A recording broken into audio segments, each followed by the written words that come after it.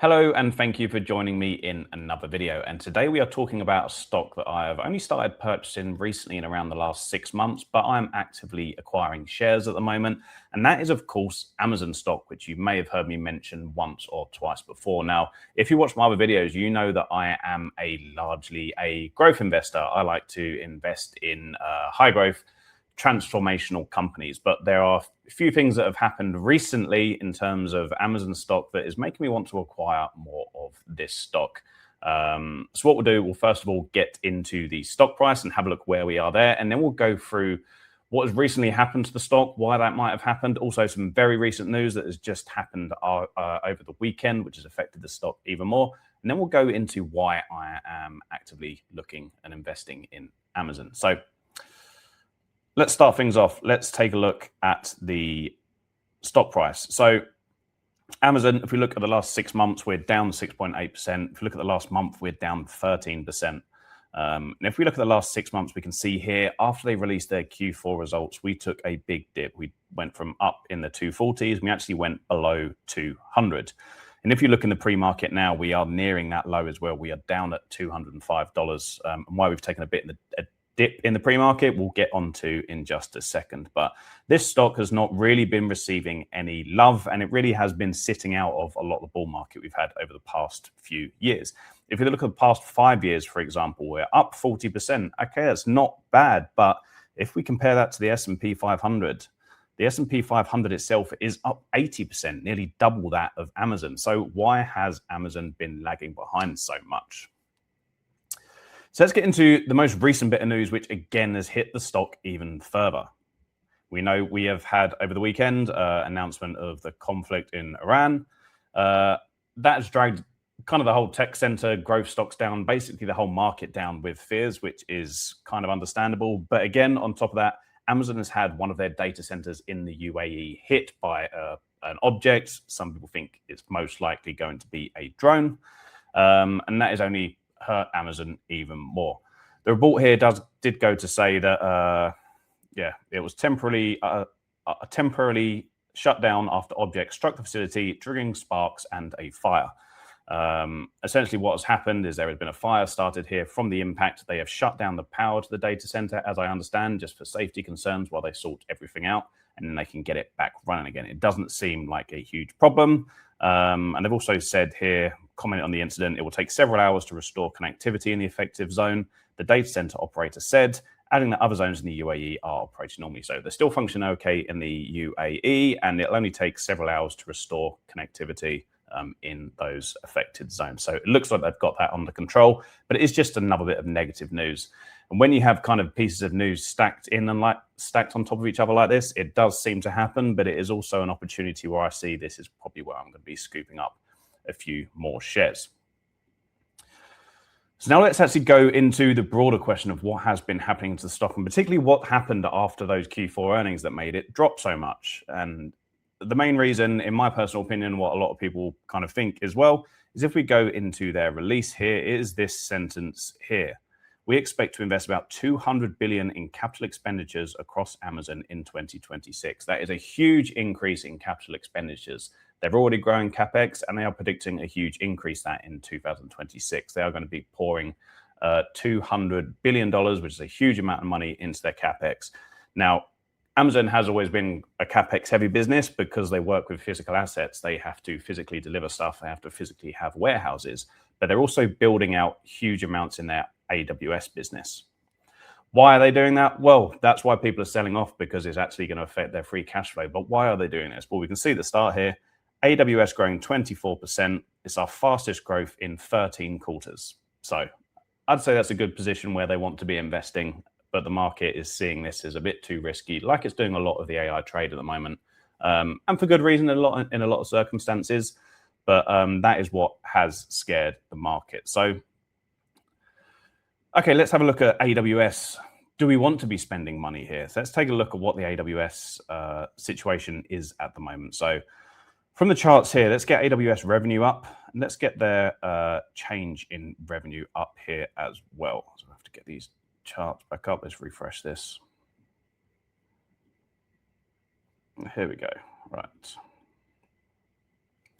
AWS revenue, and this is on a quarterly basis, climbing nice and consistently, and we have seen an acceleration. And if we see here the actual change, you can see the change. We've gone from sitting around 19, 18% down to 16%. That has re-accelerated in the past couple of quarters. We've gone up 20% growth in Q3, and then Q4, we had 23% growth. That is, as Amazon said themselves, the biggest amount of growth they've seen in AWS in 13 quarters.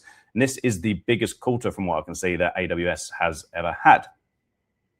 They are seeing rapid growth, and this capital expenditure is to expand in that. So I'm seeing that as a positive thing. This is growing well, and they want to continue fueling that growth.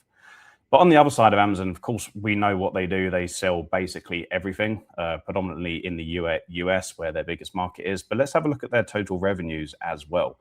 Their total revenues, again, are climbing. We can see this on a quarterly basis. Q4 was their highest revenue ever, and they are marching their way to possibly being the first ever trillion revenue company. So on that side of things, we look good as well. So AWS revenue growing the fastest it has in many quarters. And then we've got the other side of the business, which is trucking along very, very nicely.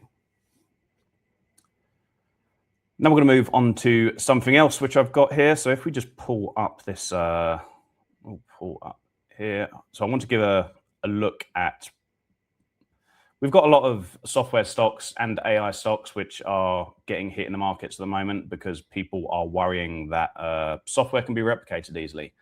Maybe these AI technologies can be replicated easily when someone can just build one of them themselves.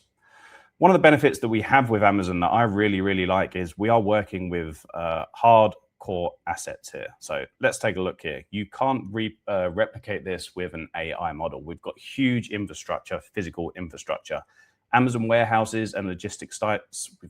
This is put together by ChatGPT, but I have kind of researched and backed this up. But 1,200 logistics sites, 350 fulfillment warehouses inside those logistics sites, and around 900 plus data center facilities in 50 countries worldwide. You cannot just replicate this very quickly. They have spent billions and billions of dollars building this infrastructure out, and you cannot duplicate it without a huge amount of capital expenditure.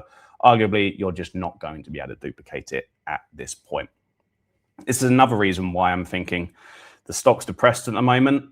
It's been depressed because of huge capital expenditure, but the huge capital expenditure is because they're growing so fast. And I'm also investing in a business that has all of this infrastructure, which is really, really hard to replicate. And I'm investing in a business which is just growing its top line still consistently, despite how big it is.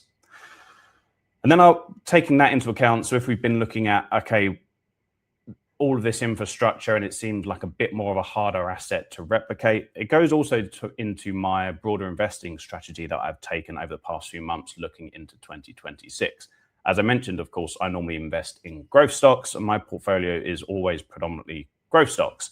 I've seen huge gains in that over the past couple of years, and I cannot simply expect to have 60% growth in my portfolio year over year. These multiples in these growth companies are getting very expensive now.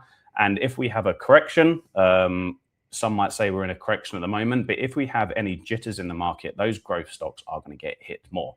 Now, as I've been growing my portfolio over the years, I'm also concerned about capital, preserving capital. And that's why I've been looking into more companies like the AMZNs and businesses like this, where I'm happy to put my money and leave my money in there, and I can sleep a bit easier. I'm basically seeing these big tech companies as, instead of putting it in the S&P 500, I think it's obviously a bit more risky because you have a single company risk, but I'm a lot happier sleeping with my money invested in a company like Amazon. I don't have to stress and keep up to date with it.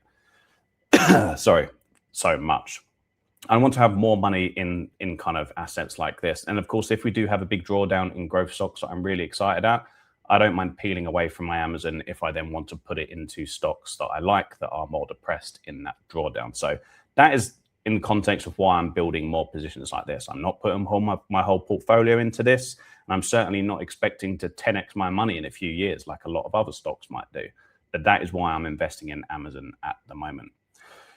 So now let's get on to yet another piece of news, or not. Well, I says it is recent news, and we'll go on to something else, which is another reason why I am investing in there, which is OpenAI has recently done another funding round. People are getting very scared about these valuations, and for good reason. It's over 700 billion. OpenAI is now valued at, and not going to be hitting profit for a good long time still.